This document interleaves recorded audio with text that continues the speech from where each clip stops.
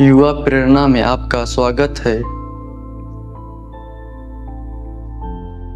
संत John Chrysostom, जिन्हें उनकी असाधारण उपदेशक क्षमता के कारण सुनहरी वचन वाले कहा जाता है, का जन्म लगभग 347 ईस्वी में अंताकिया वर्तमान तुर्की में हुआ था।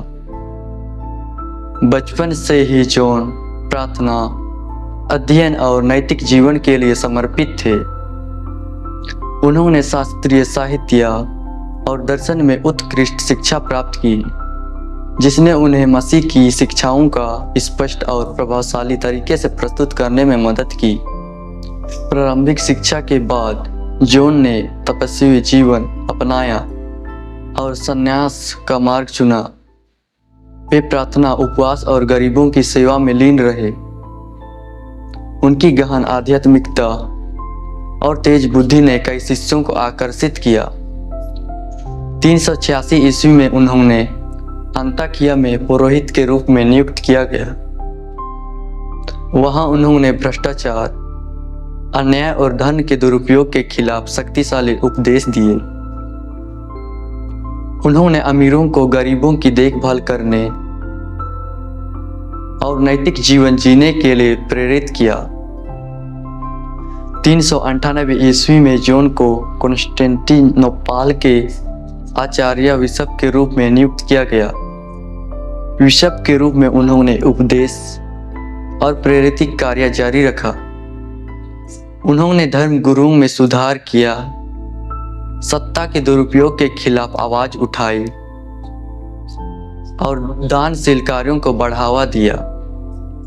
विरोध और निर्वासन का सामना करने के बावजूद वे सत्य और न्याय के प्रति प्रतिबद्ध रहे। संत जॉन क्रिसोस्टम का पर्व पश्चिमी कलीसिया में 13 सितंबर और पूर्वी कलीसिया में 13 नवंबर को मनाया जाता है।